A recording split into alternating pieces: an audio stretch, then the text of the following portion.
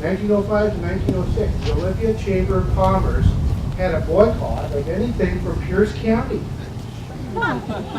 This is serious. Can you imagine that? And the town was a lot smaller.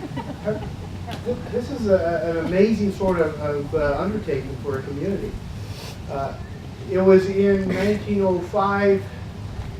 Well, let's go back a little bit. Tacoma was really greatly developed on the basis of the railhead ending in Tacoma.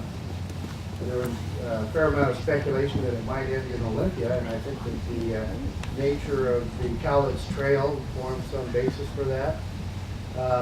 And for those in Olympia, it must have been a real letdown that Tacoma got that. But in those 1870s, 1880s years, Tacoma grew 10 times the size of Olympia.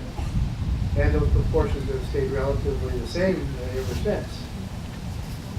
So when led by a railroad lobbyist, the legislature passed this bill, and the Olympia Chamber of Commerce led a boycott against Tacoma. You can just understand that what's going on in these communities as they vie and compete for this capital.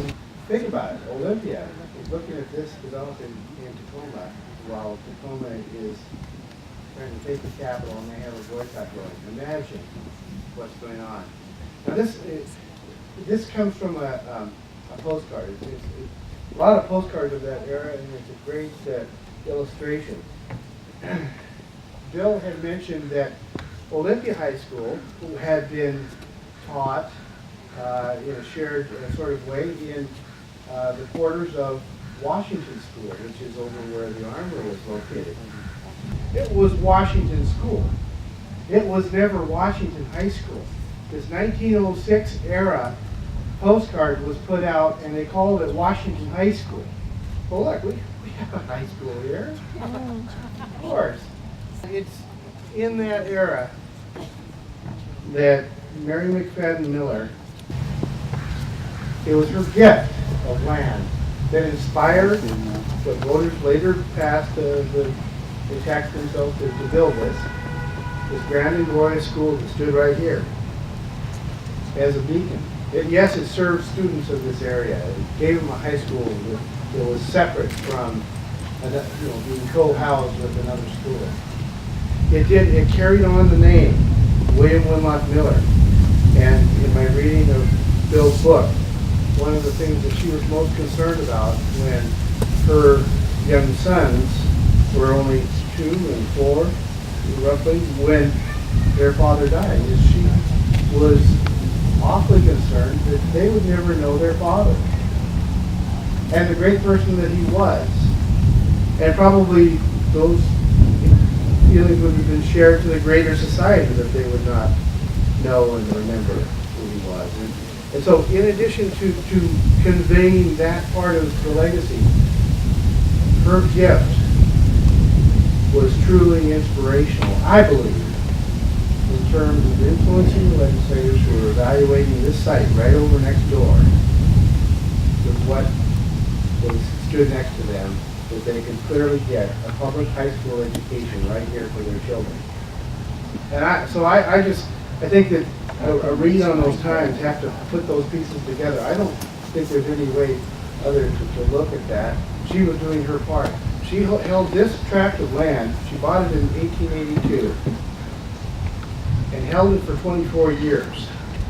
Previously, it was owned in absentia. A person back in the East Coast bought it for 1865, sold it to her in 1882, and she was probably speculating that this would be a capital and somebody would want this and be increased value to her. But after 24 years, I think she saw what was going on and just said, let's roll the dice here. Very deliberate sort of person, as you described, and I think she knew how to play it, and she did. The school burned in 1918. No capital here yet, with the exception of the Temple of Justice had been built. But when this school burned, its stones were taken over to the bluff at the far edge, because in 1920 they built the powerhouse, and I found a construction contract for that powerhouse that says that the face of that building will be built from the Tenino sandstone located at the bluff, there being 50% more than needed for the job. That says a mouthful. So for what, this would have been common knowledge to people, you know, the last 50 years ago, they knew that. But there's no one here today that I've ever met that remembers this building. When you look at that powerhouse, as we have for oh so many years, you're looking at the face of that high school. That was the high school. We have obtained a stone from that high school. We found a repository where a retaining wall had been built over the top of, at the top of the slope. And General Administration had helped us to get that so that we could have it carved to stone, have the stone carved into a commemorative work that will hold the plaque. In just a few moments, we'll unveil the plaque. And Keith, would you put your hand up? I just wanted to say thank you to Keith Phillips. Keith Phillips is a stone carver, has his shop in Tenino at a sandstone quarry there, and I want to appreciate all his good work, and thank you very much.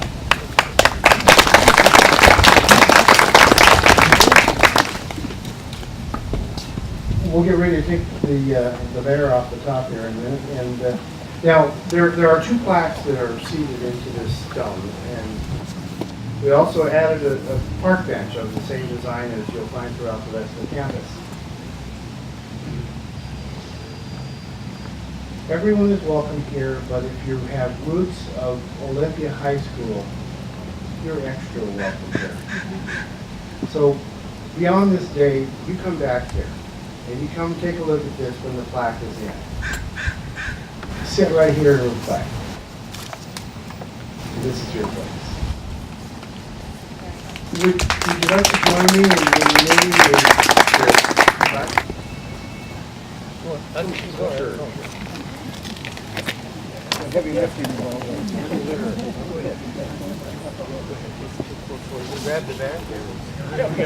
We'll start by lifting the bear and wrestling that thing over to the table over there. And he says, He shot that. Yeah, he said he could.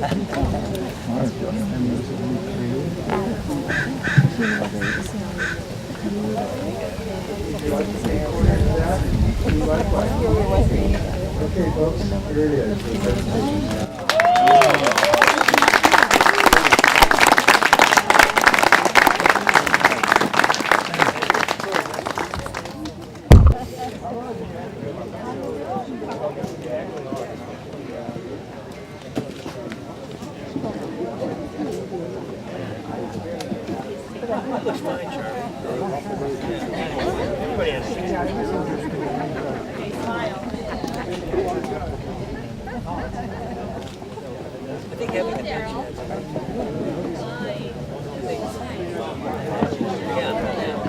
I walk right by here a lot.